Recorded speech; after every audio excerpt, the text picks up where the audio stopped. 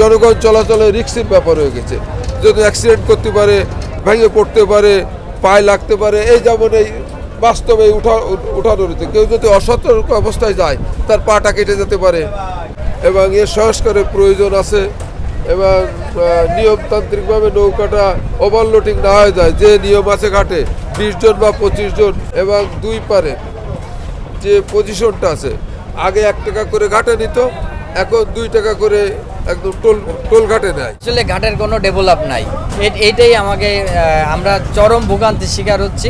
এখানে আসলে একটা পরাধীন ঘাট পার হওয়ার সময় যেমন ছোট্ট একটা যদি এই যে মাল নিয়ে আসে, একটা ছোট্ট একটা কার্টুন নিয়ে আসে, তাহলে জনগণকে 30-40 টাকা গুনতে হয়। ঘাটের থেকে জোর করে 30-40 টাকা নেই এবং ট্রলারে আসবে, ট্রলারে আগে ছিল 3 টাকা করে, এখন ট্রলারেও নেই 4 টাকা করে।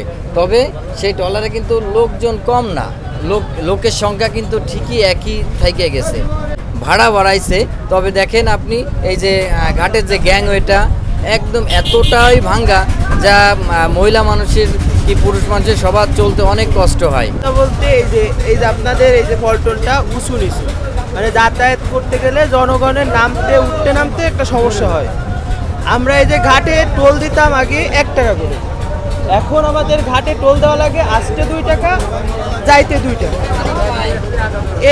এইটা আগেই করা লাগবে, মানে নিয়ন্ত্রণে আনতে হবে। আর ঘাটে ভাড়া দিতাম আগে ট্রলার পার হলে 3 টাকা করে, আর এখন দেওয়া লাগে 4 টাকা 5 টাকা। আমার ছোট একটা কার্টুন আনলো, ওই জায়গা থেকে ঘাট থেকে 50 টাকা দেওয়া লাগে, 40 টাকা 50 টাকা এগুলো এরকম দেওয়া লাগে। কেন ভাই, আমার মাল আমি নিয়ে আসবো, এতে ওনাদের টাকা দেওয়া লাগবে। ঘাটে টাকা দিচ্ছে, টোল ফি নিচ্ছে, আবার সব কিছু দেওয়া লাগবে। আমার মাল আমি আনবো, টাকা দেওয়া লাগবে কেন? এই যে নদী পার হলেন, কতটা নিরাপদ আসলে এই পারাপার? আসলে নিরাপদ মনে করি না। কয়েকদিন আগে একটা বাচ্চা মারা গেছে এখানে, আপনারা জানেন, অ্যাক্সিডেন্ট দুর্ঘটনা ঘটছে। এরা তো মানে যেভাবে চলাফেরা করে, লোক যে কজন নেওয়া দরকার তার থেকে বেশি ওরা বহন করে। হ্যাঁ, এরা তো কোনো ডিসিপ্লিন নেই এখানে।